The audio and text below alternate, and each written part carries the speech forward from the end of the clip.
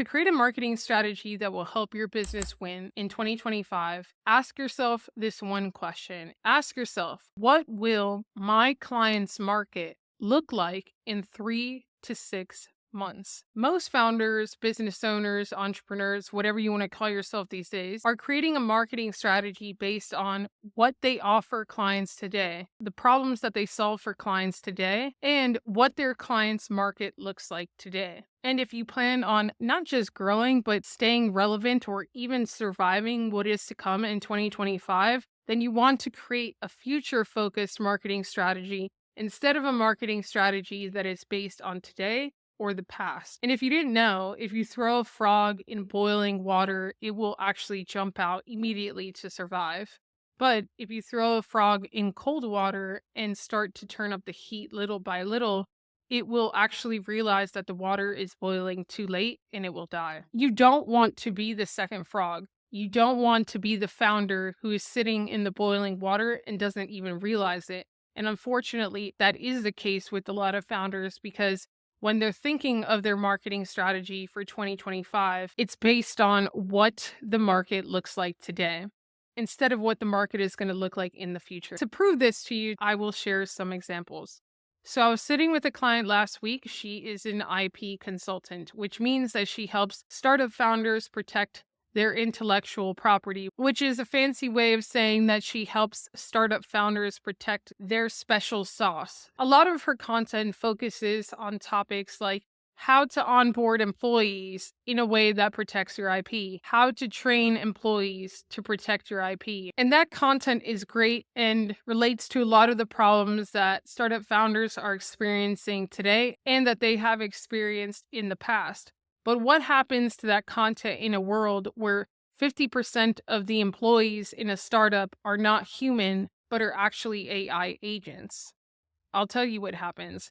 The content becomes less relevant. And based on what she says, this is already happening. If she wants her content to be useful, to be helpful for her audience, she has to think about what is the market going to look like in 3 to 6 months, and how can I create content that is helpful, that is useful for the type of person that I want to reach, that I want to attract, that I want to bring to my profile, my website, my email list. And that's just not possible without thinking of what their market is going to look like as AI continues to move in and as the water continues to boil, going back to the boiling frog example. Example 2 to prove this point is a recruiter. Last year, she made a lot of her money doing resume reviews, revamping resumes for a particular niche. And what she has found is that she's kind of been the frog in the boiling water. AI tools, now including AI agents, are moving in and taking a lot of her market share, commoditizing the number one thing that she sells, writing people's resumes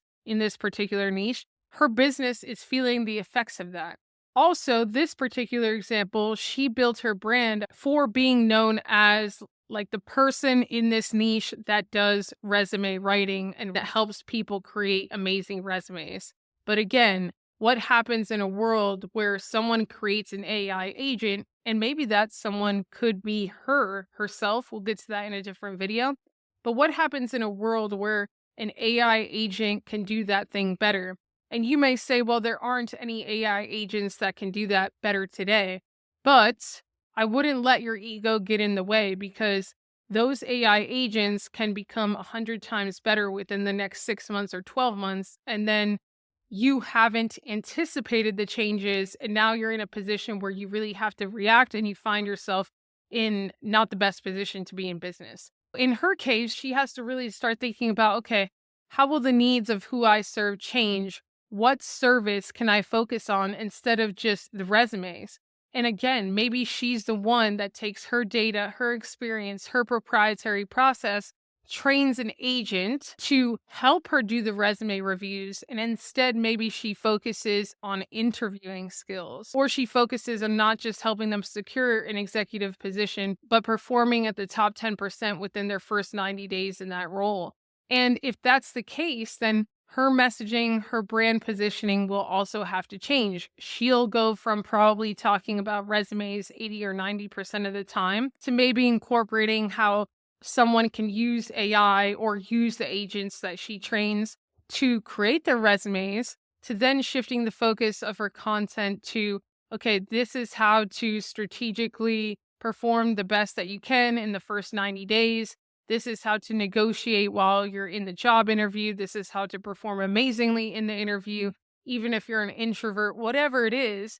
But the point is that if she doesn't think about this very near future and how the market's going to change, then she cannot prepare herself now for those changes. And I'll give you just one more example. So let's say that there's an agency owner. They mainly help fitness influencers. And for those fitness influencers, they mainly help them with creating text content blogs for their businesses. Someone comes in, commoditizes that with an AI agent or some other AI tool specific to fitness and text-based content. What happens to that marketing agency? If I were that marketing agency, I would probably start to train agents that could do that and then focus on more blue ocean content, such as maybe a live challenge or a live fitness series, training my fitness influencers just how to go live, doubling down on high quality short form video, but going into an arena where it's going to be harder to replace, at least in the short term future. This video, although it wasn't meant to scare you, I hope that it at least opened your eyes to thinking a little bit differently about creating your 2025 marketing strategy and helping you understand that you can't create a winning 2025 marketing strategy without addressing the elephant in the room.